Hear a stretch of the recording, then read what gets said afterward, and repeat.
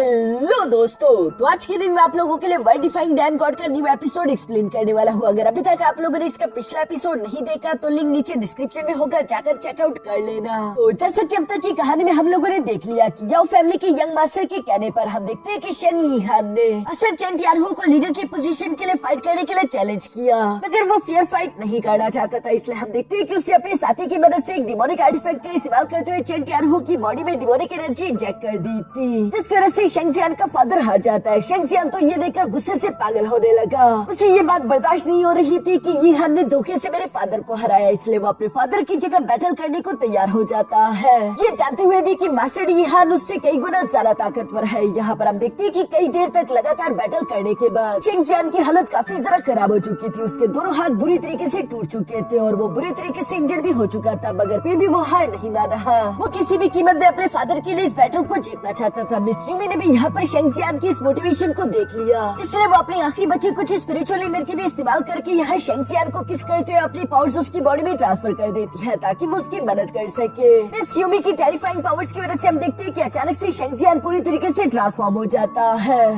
अब आगे तो नेक्स्ट एपिसोड की शुरुआत यहाँ पर बिल्कुल उसी सीन से शुरू होती है जहाँ शेंग जियान पूरी तरीके से ट्रांसफॉर्म हो चुका था। उसकी बॉडी पर अजीब तरह से पैटर्न आ चुके थे और उसकी फ्लेम पावर्स तो काफी जरा खतरनाक तरीके से यहाँ अरीना में चारों तरफ फैल रही थी। सब लोग उसकी इस टेरिफाइंग रूप को देखकर काफी जरा हैरान दिखाई दे रहे थे। मिस जू जियान तो यहाँ पर शेंग जियान को जिंदा देखकर काफी जरा खुश हो गए, जबकि मास्टर यीहान को तो अपनी आंखों पर यकीन नहीं आ रहा था। दूसरी तरफ शेंग जियान धीरे धीरे से मास्टर यीहान की तरफ बढ़ने लगता है। ग्रेट एल्डर भी ये सब देखते हुए कह रहे थे कि इस लड़के का ऑरा कितना टेरिफाइंग महसूस हो रहा है, हमें इस लड़के को जल्दी से जल्दी मारना होगा, वरना ये लड़का हमारे लिए फ्यूचर में और भी बड़ी मुसीबत बन सकता है। दूसरी तरफ मास्टर यीहान भी बिल्कुल ऐसे ही सोच रहा था और इसलिए हम देखते हैं कि वो अपनी सारी की सारी ताकत इकट्ठा करते हुए अपने आइस स्पाइक्स का इस्तेमाल करते हुए यहाँ शेंग जियान पर हमला करने की कोशिश करता है, मगर शेंग जियान की फ्लेम पावर इस वक्त इतनी ज्यादा टेरिफाइंग थी कि वो आइस स्पाइक्स तो यहाँ शेंग जियान के सामने की तरफ आते ही खुद ब खुद ही पिघल कर गायब होने लगे। अपने अटैक को इस तरह से नाकामयाब हो तो वो देखकर हम देखते हैं कि यीहान ने फिर से अपनी पावर्स को इकट्ठा करते हुए एक बहुत बड़ा ice sky blade technique create कर दिया था, जिसे देखकर तो सब लोगों का मुंह खुला की खुला रह जाता है। और हम देखते हैं कि यहाँ पर मास्टर यीहान ने उस बड़ी सी आइस सोर्ड का इस्तेमाल करते हुए शेंग जियान पर अटैक करने की कोशिश की, मगर दूसरी तरफ शेंग जियान तो बिना अपनी जगह से हिले बस सिर्फ कुल तरीके से उस तलवार की तरफ देखता है और वो तलवार पूरी तरीके से चकनाचूर हो जाती है। इवन की उस झटके की वजह से हम देखते हैं कि मास्टर यीहान भी उड़ते हुए पीछे की तरफ आ गिरा। दूसरी तरफ शेंग जियान इसी तरह से धीरे धीरे सामने की तरफ चलता हुआ आ रहा है। ये देखकर मास्टर यीहान उसे रोकने के लिए अपनी आइस पावर को इकट्ठा करते हुए तीन बड़े बड़े आइस टोर्नेडोज वहाँ पर क्रिएट कर देते हैं, जिनका इस्तेमाल करते हुए शेंग जियान पर हमला करना चाहता था, मगर दूसरी तरफ हम देखते हैं कि शेंग जियान ने तो कुल तरीके से बस सिर्फ एक ही हाथ का इशारा किया और इसी के साथ वो आइस टोर्नेडोज यहाँ फ्लेम टोर्नेडोज में कन्वर्ट हो गए, जबकि साथ ही साथ उनका साइज भी पहले से इंक्रीज हो चुका था। इस टाइम पर शेंग जियान इतना ज्यादा पावरफुल और कूल दिखाई दे रहा था कि उसकी स्ट्रेंथ का मुकाबला करना बिल्कुल ही नामुमकिन है। मास्टर यीहान को भी इस बात का एहसास हो गया था और वो इन तीन फ्लेम टोर्नेडोज को अपनी तरफ आता हुआ देखकर घबराते हुए पीछे की तरफ जंप करने की कोशिश करता है, मगर दूसरी तरफ शेंग जियान सिर्फ एक ही हाथ के इशारे से उससे वापस से उन फ्लेम टोर्नेडो के अंदर की तरफ खींच चुका। जिन फ्लेम टोर्नेडोज के अंदर मास्टर यीहान को काफी तकलीफ हो रही थी और वो अपनी आइस एनर्जी का इस्तेमाल करते हुए खुद को प्रोटेक्ट करने की कोशिश कर रहा था। तभी अचानक हम देखते हैं कि शेंग जियान फौरन उसे अपनी तरफ खींचते हुए गर्दन से पकड़ लेता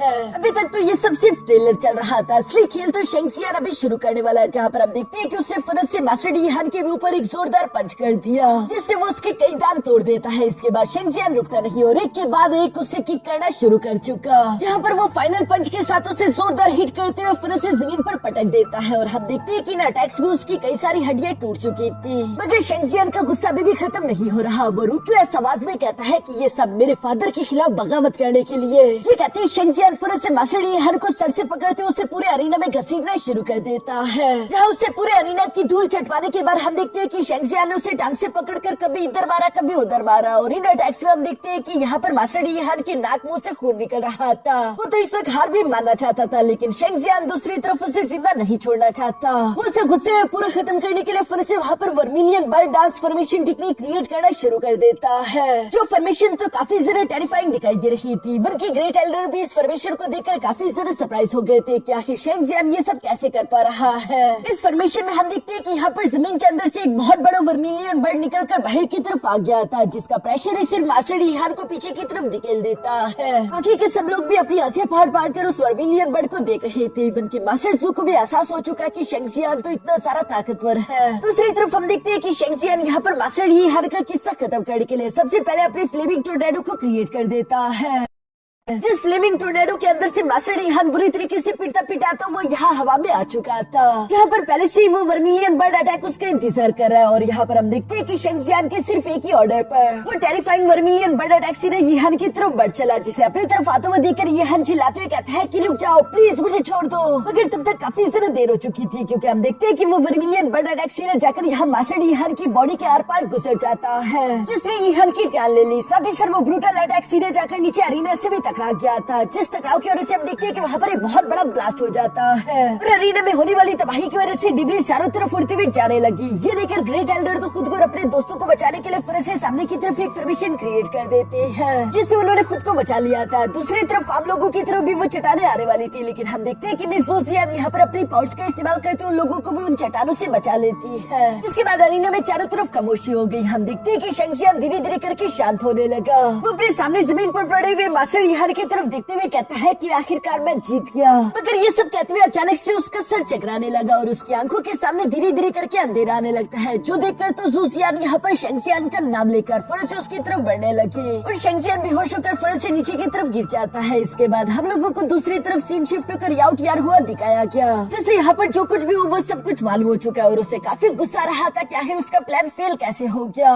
उसे शेंगजियान की जीत बिल्कुल भी बर्दाश्त नहीं हो रही थी और वो इसी गुस्से को वहाँ पर मौजूद अपनी एक गुलाम लड़की पर निकालना शुरू कर चुका, जहाँ वो अपने चाबुक का इस्तेमाल करते हुए लगातार जोर जोर से उसे पीटता जा रहा था। मास्टर जो भी वहीं पर खड़े थे और वो यंग मास्टर टियानहुआ का ये जालिम रूप देख पा रहे थे। उसे अपनी बेटी के लिए भी अब डर का एहसास हो रहा था, क्योंकि उसे समझ आ रहा था कि टियानहुआ कितना ज्यादा जालिम है। मगर फिर भी वो डरते डरते यहाँ पर याओ टियानहुआ से सवाल करते हुए पूछता है कि यंग मास्टर टियानहुआ, अब बताओ कि आखिर आप आगे क्या करोगे। जिस पर टियानहुआ जवाब देते हुए कहता है कि शेंग फैमिली के लीडर की पोजीशन वापस से चेन टियानहुआ को दे दी गई है, क्योंकि उसके बेटे के पास अब स्पिरिट वेन्स आ चुके हैं और साथ ही साथ वो बैटल को भी जीत चुका। ये मेरे लिए एक अच्छी खबर नहीं। अगर मुझे शेंग फैमिली पर काबू करना है तो मुझे उसके लिए सबसे पहले शेंगजियान को रास्ते से हटाना होगा, जिसके लिए यंग मास्टर टियानहुआ मास्टर जो से कहता है कि कुछ दिनों बाद empress of divine weapon kingdom यहाँ पर आने वाली है। तब के दिन रॉयल सिटी में एक बड़ा सा जश्न होगा। मैं चाहता हूँ कि मास्टर जो तुम सबके सामने अनाउंस कर दो कि जोसियान और मेरी उस दिन शादी होगी। ये सुनकर मास्टर जो कहता है लेकिन मेरी बेटी अभी तक इस शादी के लिए तैयार नहीं हुई, जिस पर यंग मास्टर टियानहुआ कहता है कि तुम उसकी फिक्र मत करो, वो खुद ही तैयार हो जाएगी, क्योंकि जब मैं उसकी आंखों के सामने शेंगजियान को उस दिन जान से मारूंगा तो उसे मेरे साथ शादी करनी ही होगी। उसके पास दूसरा कोई भी रास्ता नहीं बचेगा। ये सब सुनकर तो मास्टर जो भी काफी ज्यादा परेशान हो चुके थे। उन्हें समझ नहीं आ रहा था कि वो आखिर क्या करे, जबकि दूसरी तरफ यंग मास्टर टियानहुआ जोर जोर से इविल्स की तरह हंसते हुए कह रहा था कि जल्दी शेंग फैमिली का जो कुछ भी है वो सब मेरा होगा। और ये सब कहते हुए वो सामने की तरफ जाते हुए अपने गुलाम की पीठ पर लगे हुए उसको उनको चाटते हुए यहाँ इविल्स की तरफ मुस्कुराने लगता है। इसके बाद सीन शिफ्ट होकर वापस से शेंग फैमिली में आ जाता है, जहाँ पर हम देखते हैं कि मास्टर टियानहुआ अपने बेटे के लिए काफी ज्यादा परेशान दिखाई दे रहे थे। मगर थोड़ी देर में शेंगजियान अचानक से होश में आ जाता है, जिसे देखकर तो मास्टर टियानहुआ काफी ज्यादा खुश हो गए और वो फौरन से उसके पास आते हुए कहते हैं कि शुक्र है शेंगजियान कि तुम होश में आ गए, तुम ठीक तो हो ना। जिस पर शेंगजियान जवाब देते हुए कहते हैं कि हाँ मैं ठीक हूँ। फादर ये बताए कि आखिर आपके जख्म कैसे हैं। जिस पर मास्टर चेन टियानहुआ जवाब देते हुए कहता है कि मेरे जख्मों की फिक्र मत करो, वो बस सिर्फ मामूली जख्म ही है। जब मैं अपनी बॉडी से डिमोनिक एनर्जी को निकाल दूंगा तो मेरे जख्म जल्दी से जल्दी रिकवर हो जाएंगे। तुम बस सिर्फ खुद पर ध्यान दो। यहाँ पर अपने फादर को इस तरह से ठीक देखकर शेंगजियान को भी अच्छा महसूस हो रहा था। तभी अचानक वहाँ पर उनकी एक सर्वेंट आ गई, क्योंकि मास्टर चेन टियानहुआ को बताती है कि आपसे कुछ मेहमान मिलने के लिए आए हुए हैं। ये सुनकर मास्टर चेन टियानहुआ यहाँ पर अपने बेटे से कहता है अच्छा ठीक है, मुझे यहाँ से चलना होगा, तुम आराम करो। ये कहती है वो फौरन वहाँ से चले गए। दूसरी तरफ हम देखते हैं कि पीछे तरफ शेंगजियान भी आराम से खाना खाने के लिए बैठ गया था, जहाँ उसे अपने साथी मिस बायुई भी दिखाई दे रही थी और वो बायुई से सवाल करते हुए कहता है कि मिस बायुई मुझे कहीं पर स्यूमी क्यों नहीं दिखाई दे रही। ये कहते हुए अभी खाना खाने लगा था। तभी अचानक मिस बायुई उसे जवाब देते हुए कहती है क्योंकि मिस स्यूमी के आखिरी बच्चे की स्पिरिचुअल एनर्जी भी पूरी तरीके से एग्जॉस्ट हो गई, इसलिए वो डीप स्लीप में जा चुकी है। इस स्पिरिचुअल एनर्जी एग्जॉस्शन का सुनकर तो अचानक से शेंगजियान भी सरप्राइज हो गया और वह हैरान होते हुए कहता है कि आखिर ये कैसे हुआ। जिस पर मिस बायुई शेंगजियान के पास आते हुए कहती है कि क्या तुम्हें अभी तक मालूम नहीं हुआ कि तुमने आखिर ईहान को हराया कैसे। ये सुनकर शेंगजियान अचानक से याद करता है कि जब वो बेहोश हो चुका था तब अचानक उसके सोल सी में मिस यूमी आई थी। थी, जिसके उसे किस करने पर अजीब सी एनर्जी उसकी बॉडी में इंटर कर चुकी थी। अब शेंगसियान को समझ आने लगा कि इसका मतलब कि वो सारी की सारी एनर्जी मिस यूमी की थी, इसलिए वो थोड़ा सा उदास हो चुका था। साथ ही साथ वो कह रहा था कि मुझे मिस यूमी का शुक्रिया अदा करना चाहिए, क्योंकि अगर वो ना होती तो पता नहीं मेरा क्या होता। मगर ये सब सोचते अचानक से वो खड़ा होकर मिस बायुई से कहता है कि मैं मिस यूमी की मदद करना चाहता हूँ, बताओ क्या आखिर मैं यूमी की मदद करने के लिए क्या कर सकता हूँ। जिस पर बायुई जवाब देते हुए कहती है कि तुम्हें क्या लगता है कि मिस यूमी ने अपनी एनर्जी को तुम्हारे लिए एग्जॉस्ट क्यों किया होगा? क्योंकि वो तुम्हें जिंदा देखना चाहती थी। अगर तुम सच में उसकी मदद करना चाहते हो तो बेहतर ये होगा कि तुम अच्छी से अच्छी ट्रेनिंग करते हुए सारा के सारा ध्यान अपनी ट्रेनिंग पर लगाओ। इस तरीके से हम कोई ना कोई रास्ता ढूंढ लेंगे उसे वापस लाने का। ये सुनकर तो शेंगसियान ट्रेनिंग करने के लिए पूरी तरीके से मोटिवेटेड हो चुका था। जहाँ इसके बाद नेक्स्ट सीन हम लोगों को जंगल का दिखाया जाता है, जहाँ पर काफी तेज बारिश हो रही थी। मगर हम देखते हैं कि शेंगसियान अभी भी लगातार ट्रेनिंग कर रहा था, जहाँ पर हम देखते हैं कि वो पहले अपनी वर्मिलियन बर्ड की पावर को एक्टिवेट करता है, जिसके अंदर फ्लेम एट्रीब्यूशन पावर थी, और साथ ही साथ वो सेकेंडली अपने अज़ूर ड्रैगन की पावर्स को भी एक्टिवेट करता है, जिसके अंदर वुड एलिमेंटल पावर थी, और वो अपनी इन दोनों डुअल एट्रीब्यूशन के पावर्स का इस्तेमाल करते हुए अपनी ट्रेनिंग को कंटिन्यू रख रहा था। मगर तभी अचानक हम देखते हैं कि एक लाइटनिंग थंडर यहाँ शेंगसियान की बॉडी पर गिरने वाला था, जिसे बचने के लिए शेंगसियान ने फौरन से अपने अज़ूर ड्रैगन की शील्ड को एक्टिवेट कर लिया था, और वो इस अटैक को झेल लेता है। साथ ही साथ वो जंप करते हुए पीछे की तरफ भी आ गया। मगर साथ ही साथ यहाँ शेंगसियान ने महसूस किया कि उसके अज़ूर ड्रैगन की पावर्स के अंदर लाइटनिंग एट्रीब्यूशन पावर भी है, पर फिलहाल शेंगसियान उसे एक्टिवेट नहीं कर सकता था। इसलिए शेंगसियान यहाँ आसमान में मौजूद बिजली को कड़कता हुआ देखकर मिस बायुई से सवाल करते हुए पूछता है कि मिस बायुई, क्या मैं इन थंडर्स का इस्तेमाल करते हुए अपने अज़ूर ड्रैगन की पावर्स के अंदर लाइटनिंग एट्रीब्यूशन को अवेकन कर सकता हूँ? जिस पर मिस बायुई जवाब देते हुए कहती है कि हाँ कर तो सकते हो, लेकिन इससे तुम्हारे मरने के चांसेस भी काफी ज्यादा है। अगर तुम्हें मरने से डर नहीं लगता तो कोशिश करके देख सकते हो। पर यहाँ ये सब सुनकर भी शेंगसियान तो उल्टा खुश हो गया, और वो खुश होते हुए कहता है कि ग्रेट, अब मजा आएगा। ये कहते ही शेंगसियान ने फौरन से अपने अज़ूर ड्रैगन को वहाँ पर सवार कर लिया था, जिसकी पावर का इस्तेमाल करते हुए आसमान में मौजूद लाइटनिंग के साथ खुद को टकराने की कोशिश करता है, ताकि वो उस लाइटनिंग एनर्जी को अपने अज़ूर ड्रैगन के अंदर एब्सॉर्ब कर सके। फिर शुरू में जब शेंगसियान का अज़ूर ड्रैगन यहाँ हवा में आया तो हम देखते हैं कि वो लाइटनिंग थंडर अटैक कुछ ज्यादा ही पावरफुल था, जो कि अज़ूर ड्रैगन को हिट करके पीछे की तरफ गिरा देता है। इवन की शेंगसियान को भी इसकी वजह से इंटरनल इंजरीज हुई, मगर शेंगसियान कभी भी हार नहीं मानता, यही तो उसकी खासियत है। इसलिए हम देखते हैं कि वो एक बार फिर से खड़ा हो गया, जहाँ इस बार वो पहले से भी ब्रूटल तरीका अपनाता है। इस बार उसने अपने अज़ूर ड्रैगन को सामने की तरफ भेजने के बजाय खुद आगे की तरफ बढ़ चला, जबकि उसका अज़ूर ड्रैगन उसके पीछे पीछे था। और हम देखते हैं कि शेंगसियान ने वो लाइटनिंग थंडर अटैक अपनी ही बॉडी के अंदर एब्सॉर्ब करना शुरू कर दिया, जिसकी वजह से बेशक शेंगसियान को काफी ज्यादा तकलीफ भी हो रही थी, और वो इस तकलीफ की वजह से हर बार तगड़ा कर नीचे की तरफ भी आ गिरता था। लेकिन हम देखते हैं कि वो रुकता नहीं और बार बार खड़ा होकर लगातार प्रैक्टिस करता रहा। मिस बायुई भी यहाँ पर शेंगसियान के ये ताकतवर होने का जुनून देखकर काफी ज्यादा सरप्राइज थी।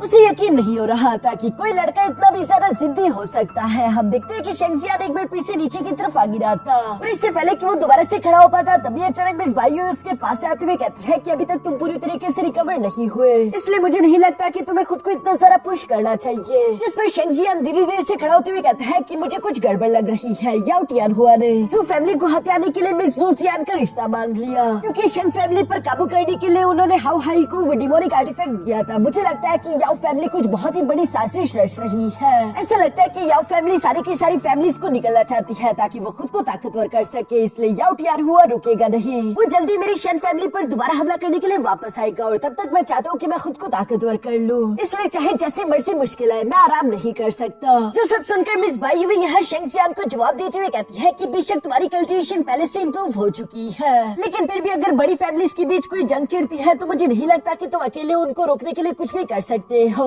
ये सब सुनकर अचानक से शेंगसियान काफी ज्यादा उदास हो चुका था। मिस बायुई उसका उतरा हुआ मुंह देखकर सवाल करते हुए पूछती है कि मुझे लगता है कि कुछ और भी है जो कि तुम अपने दिल में छुपा रहे हो। वो बात तुम्हें इन सब बातों से भी ज्यादा परेशान कर रही है। इस पर शेंगसियान सच्चाई बताते हुए कहता है कि पता नहीं कैसे, लेकिन मिस ज़ूसियान अचानक से गायब हो चुकी है। उसका कोई अता पता नहीं। मैंने कल के दिन उसका पता लगाने के लिए उसे लेटर भी भिजवाया था, लेकिन अभी तक मुझे उसका कोई भी जवाब ज़ू फैमिली से नहीं आया। ये सब सुनकर मिस बायुई जवाब देते हुए कहती है कि अगर इसी तरह से तुम उस लड़की के बारे में सोचते हुए डिस्ट्रैक्ट होते रहोगे तो ये तुम्हारे लिए नुकसानदेह होगा। तुम किसी चीज पर ध्यान नहीं लगा पाओगे और इतने बुरी तरीके से इंजर्ड हो जाओगे कि बेड पर लेटे रहोगे। फिर ना तुम ज़ूसियान के लिए कुछ कर पाओगे ना अपनी फैमिली के लिए। ये सब सुनकर शेंगसियान जवाब देते हुए कहता है कि थैंक यू मिस बायुई, मैं आपकी बात को समझ गया और मैं इसका ध्यान रखूंगा। दूसरी तरफ मिस बायुई उसकी ये बातें सुनने के बावजूद भी कोल्ड बनते हुए कहती है कि स्यूमी की स्पिरिचुअल एनर्जी को जाया मत होने देना, और ये कहते हुए मिस बायुई वहाँ से चली जाती है। जबकि पीछे की तरफ हम देखते हैं कि शेंगजियान ने एक बार फिर से अपने अज़ूर ड्रैगन की पावर्स के साथ मिलकर यहाँ उन थंडर से टकराना शुरू कर दिया था, जहाँ बेशक वो बार बार नाकाम होता रहा, मगर इन थंडर से टकराने की वजह से उसकी फिजिकल बॉडी स्ट्रॉन्ग होती जा रही थी। इसी तरह करते करते पूरी रात गुजर जाती है। अब हम लोगों को नेक्स्ट डे उसी जंगल का सीन दिखाया जाता है, जहाँ तक तो बारिश भी थम चुकी थी, मगर शेंगजियान उदास होते हुए कह रहा था कि कितनी अफसोस की बात है, इतनी देर तक कोशिश करने के बावजूद भी मैं अपने अज़ूर ड्रैगन की लाइटनिंग पावर को अवेकन नहीं कर पाया। ये सब सोचते हुए शेंगजियान वहीं पर पास में मौजूद एक तालाब के पास आते हुए अपने मुंह हाथ को धोने लगा था। तभी अचानक हमें देखने को मिलता है कि उसी तालाब में तुम इस बायुवी भी नहा रही थी, और वो अचानक ही पानी से निकलते हुए बाहर की तरफ आ जाती है, जहाँ पर उसके बदन पर कोई भी कपड़े नहीं थे। शेंगजियान भी अचानक से मिस बायुवी को अपने सामने बिना कपड़ों के देखकर काफी सारा शौक हो गया था, और उसे लग रहा था कि मैंने मिस बायुवी को चूंकि कपड़ों के बगैर देख लिया, इसलिए वो काफी सारा गुस्सा होगी। दूसरी तरफ हम देखते हैं कि मिस बायुवी पलटकर धीरे धीरे से शेंगजियान की तरफ बढ़ने लगी, जहाँ शेंगजियान फुर्सत से अपनी आंखें नीचे की तरफ करते हुए कहता है कि मुझे माफ कर देना, मैंने जानबूझकर तुम्हें नहीं देखा। मिस बायुवी तो उसे कोई भी जवाब नहीं दे रही थी, और वो अपने कपड़े पहनते हुए धीरे धीरे से आगे की तरफ बढ़ती जा रही थी, जहाँ पर शेंगजियान कह रहा था कि सच में मुझे मालूम नहीं था कि आप यहाँ पर नहा रही है, नहीं तो मैं यहाँ पर नहीं आता। जिस पर मिस बायुवी कहती है कि आखिर इसमें कौन सी बड़ी बात है, तुम तो ऐसे बिहेव कर रहे हो जैसे कि तुमने पहली बार किसी लड़की को बिना कपड़ों के देखा है। मुझे पूरा यकीन है कि तुम अपनी लवर जोसियान के साथ कई बार मिलकर नहाए होंगे। जिस पर शेंगजियान जवाब देते हुए कहता है कि नहीं नहीं, ऐसी कोई बात नहीं, बेशक हम दोनों की मंगनी हो चुकी है, लेकिन अभी तक हम दोनों का रिश्ता पवित्र है, हम दोनों ने एक दूसरे की बॉडी को टच नहीं किया। ये सुनकर तुम मिस बायुवी जवाब देते हुए कहती है कि तुम मॉर्टल्स कितने ज्यादा बोरिंग होते हो। उसके मुझ से ये बात तो सुनकर शेंगजियान भी सरप्राइज हो गया था, और वो सवाल करते हुए पूछता है कि तुम्हारे कहने का मतलब क्या है। दूसरी तरफ हम देखते हैं कि मिस बायुवी जो कि धीरे धीरे सामने की तरफ बढ़ रही थी, अचानक से अपनी जगह पर रुक गई। ये देखकर शेंगजियान उससे सवाल करते हुए कहता है कि मिस बायुवी क्यों, क्या हुआ, क्या कोई गड़बड़ है। जिस पर मिस बायुवी शेंगजियान को जवाब देते हुए कहती है कि हाँ, तुमसे कुछ मेहमान मिलने के लिए आए हैं। ये कहते हैं सीन शिफ्ट कर दूसरी तरफ यहाँ 3 असैसिन्स पर आ जाता है, जो कि शेंगजियान को मारने के लिए उसी जंगल में आ चुके थे, और वो शेंगजियान की उस लोकेशन पर पहुँचते हुए कहते हैं कि आखिर वो अचानक से कहाँ पर गायब हो चुका। कुछ देर पहले तो वो यहीं पर था, तभी अचानक हम देखते हैं कि शेंगजियान भी इन मेहमानों को वेलकम करने के लिए वहाँ पर आते हुए कहता है कि कहीं तुम लोग मुझे तो नहीं ढूंढ रहे। यहाँ शेंगजियान बहुत ही ज्यादा कॉन्फिडेंट दिखाई दे रहा था, जो देखकर एक असैसिन तेजी के साथ जंप करते हुए शेंगजियान पर अपनी तलवार से हमला करना चाहता था, मगर हम देखते हैं कि शेंगजियान ने सिर्फ एक ही थप्पड़ में उसे हिट करते हुए फौरन से जमीन पर सुला दिया। ये देखकर बाकी के 2 असैसिन्स भी पूरी तरीके से चौकन्ना हो गए थे, और वो दोनों एक साथ मिलकर शेंगजियान पर हमला करते हुए आगे की तरफ बढ़ने की कोशिश करते हैं, जहाँ पर शेंगजियान ने की तलवार को अपने हाथ से पकड़ लिया था, और वो दूसरे को पेट में एक जोरदार किक करके पीछे की तरफ दरख्त पर दे मारता है। इसके बाद उसने पहले वाले को भी हाथ से पकड़कर जोर से घुमाते हुए यहाँ उसी दरख्त वाले वॉरियर पर दे मारा, जहाँ पर हम देखते हैं कि वो पहला वाला असैसिन खड़ा होकर अपनी तलवार से आगे की तरफ बढ़ते हुए अब शेंगजियान पर गुस्से के साथ अटैक्स करने की कोशिश करता है, मगर शेंगजियान ने तो उसी के साथी को उसके सामने लाकर उसी की तलवार से हिट करवा दिया। ये देखकर तो असैसिन और भी जरा गुस्सा हो चुका था, वो अब शेंगजियान को किसी भी कीमत पर मारना चाहता था, और वो गुस्सा होते हुए कह रहा था कि अब तुम मेरी तलवार से नहीं बचोगे। ये कहते हुए जब वो अपनी तलवार से शेंगजियान के हाथ पर हमला करने की कोशिश करता है, तो हम देखते हैं कि उसके हाथ में तो फ्लेम एनर्जी थी, जो कि उस तलवार को पूरी तरीके से पिघला देती है। शेंगजियान के लिए इन 3 नमूनों को संभालना तो जरा से भी मुश्किल काम नहीं था। वो यहाँ पर उस आदमी को गर्दन से पकड़ते हुए कहता है कि बताओ कि आखिर तुम्हें यहाँ पर किसने भेजा है। इससे पहले कि वो असैसिन कुछ भी कह पाता, तभी अचानक पीछे से हमें यहाँ पर यंग मास्टर डियागो की आवाज सुनाई देती है, जो कि गुस्सा होते हुए कह रहा था कि कितनी बुरी बात है, ये तीनों नकारा वॉरियर सिर्फ एक कचरे के डब्बे को भी नहीं हरा पाए। ये कहते हुए फौरन से एक तीर का इस्तेमाल करते हुए यहाँ पर उसे असैसिन को मारने की कोशिश करता है, जिससे हम देखते हैं कि शेंगजियान ने बचाकर फौरन से उस तीर को तोड़ दिया था। इसके बाद हम देखते हैं कि यहाँ पर कई सारे असैसिन चारों तरफ से शेंगजियान को घेर चुके थे, साथ ही साथ यंग मास्टर डियागो भी वहाँ पर आ जाता है, जिसके हाथ में क्लोजर में मौजूद था, और वो शेंगजियान की तरफ देखते हुए कह रहा था कि शेंगजियान, कहना पड़ेगा कि सिर्फ कुछ ही दिन में तुम्हारी कल्टीवेशन काफी ज्यादा इम्प्रूव हो चुकी है। लगता है कि पिछले कुछ दिनों से तुम कुछ ज्यादा ही मेहनत कर रहे हो, इसी वजह से तो तुम शेन यीहान को हरा पाए। अब तो तुम्हारा नाम भी मेरी तरह रॉयल सिटी में काफी तेजी के साथ फेमस हो रहा है। वो जब ये सब कह रहा था, हम देखते हैं कि वो नीचे गिरे हुए असैसिन खड़ा होकर यहाँ से भागने की कोशिश करने वाला था, मगर हम देखते हैं कि डियागो ने अपने ही वॉरियर को पकड़कर उसका गला काट दिया। दूसरी तरफ शेंगजियान उसके मुंह से ये सारी बातें सुनकर कहता है कि तुम तो मेरी कुछ ज्यादा ही तारीफें कर रहे हो। वैसे मैंने भी तुम्हारे बारे में कुछ तारीफें सुनी थी कि तुम कैसे अपने लोगों को बुरी तरीके से ट्रीट करते हो, आज मैंने देख भी लिया। ये सुनकर तो यंग मास्टर डियागो मुस्कुराते हुए कहता है कि ये तो बस सिर्फ मामूली नौकर है, इनकी जिंदगी मेरे लिए जरा सी भी इम्पोर्टेंट नहीं, बिल्कुल ज़ूज़ियान की तरह। ये सुनकर तो शेंगजियान को भी गुस्सा रहा था। दूसरी तरफ हम देखते हैं कि यंग मास्टर डियागो कहता है कि वैसे ज़ूज़ियान के नाम से याद आया, पता नहीं तुम्हें अब तक खबर मिली है या नहीं, लेकिन कुछ दिनों बाद मेरी ज़ूज़ियान के साथ शादी होने वाली है। ये सुनकर तो शेंगजियान सरप्राइज होते हुए कहता है कि ये तुम क्या क्या बकवास कर रही हो। जिस पर तो यंग मास्टर टियान हुआ जोर जोर से वुल्स की तरह हंसने लगा और वो हंसते हुए कहता है कि इसका मतलब कि तुम्हें नहीं मालूम था। चलो मैं तुम्हें बता देता हूँ कि मास्टर जू ने पहले ही अपनी बेटी का रिश्ता मेरे हाथों में दे दिया है, यानी कि अब से जू जियान सिर्फ मेरी है। जिस पर शेंग जियान गुस्सा होते हुए कहता है कि ये इम्पॉसिबल है, वो कभी भी तुमसे शादी करने के लिए एग्री नहीं होगी। जिस पर यंग मास्टर टियान हुआ कहता है कि अब ये उसकी मर्जी नहीं है, चाहे वो एग्री हो या नहीं, अब वो मेरी हो चुकी है और मैं उसके साथ खेलने से बाज नहीं आऊंगा। ये सुनकर तो शेंग जियान गुस्सा होते हुए फुरत से अपनी तलवार लेकर तेजी के साथ यहाँ टियान हुआ की गर्दन पर अपनी तलवार को रख देता है। सतीसर वो गुस्सा होते हुए कह रहा था कि अगर तुमने जू जियान का एक बाल भी बाका किया तो मैं वादा करता हूँ कि मैं तुम्हें इतनी ज्यादा तकलीफ दूंगा कि तुम मौत के लिए मुझसे भीख मांगोगे। जिस पर यंग मास्टर टियान हुआ शेंग जियान से कहता है कि अरे अरे रुक जाओ, तुम तो इतनी जल्दी गुस्सा हो रहे हो, पहले मेरी पूरी बात तो सुन लो। कुछ दिनों बाद हमारे बीच एक कंपटीशन होगा, अगर तुम उस कॉन्टेस्ट को मुझसे जीत जाते हो तो मैं जू जियान को कुछ नहीं करूंगा और वो तुम्हारी हो जाएगी। इस पर शेंग जियान गुस्सा होते हुए अपनी तलवार को फेंकते हुए कहता है कि जू जियान कोई ऑब्जेक्ट नहीं है जो तुम उससे शर्त के तौर पर इस्तेमाल करो, मैं उसे तुम्हारे साथ शर्त के तौर पर नहीं लगाना चाहता, तुम्हें इसका कोई हक नहीं, लेकिन हाँ मैं तुमसे ये बैटल जरूर लड़ूंगा ताकि तुम कभी भी जिंदगी भर जू जियान को परेशान ना कर सको। अब चूंकि शेंग जियान ने उसके चैलेंज को एक्सेप्ट कर लिया था, इसलिए टियान हुआ वहाँ से जाते हुए हंसते हुए कहता है कि 3 दिन बाद हमारी बीच बैटल होगी और मैं तुम्हें सबके सामने घुटनों पर ले आऊंगा, उसके बाद तुम्हें मालूम होगा कि तुम्हारे साथ क्या होने वाला है। मैं 3 दिन बाद तुम्हारा इंतजार करूंगा, मुझे निराश मत करना।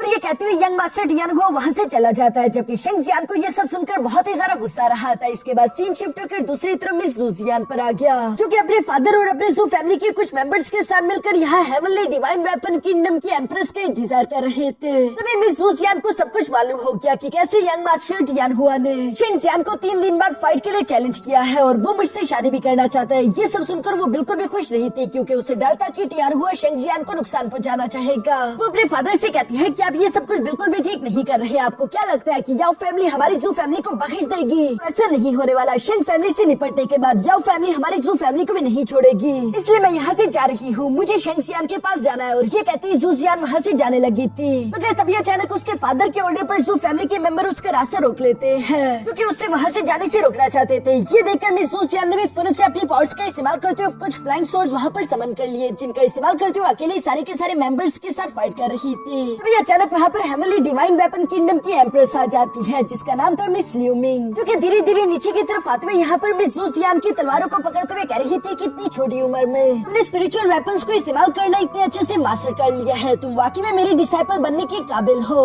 मिस ल्यूमिंग को तो यहाँ पर देखकर वहाँ पर मौजूद सब लोग फिर से मिस ल्यूमिंग को ग्रीट करते हैं, क्योंकि वो बहुत ही ज्यादा रिस्पेक्टेड पर्सनैलिटी थी। जिस सीन के साथ ही हमारा ये एपिसोड यहीं पर खत्म हो जाता है।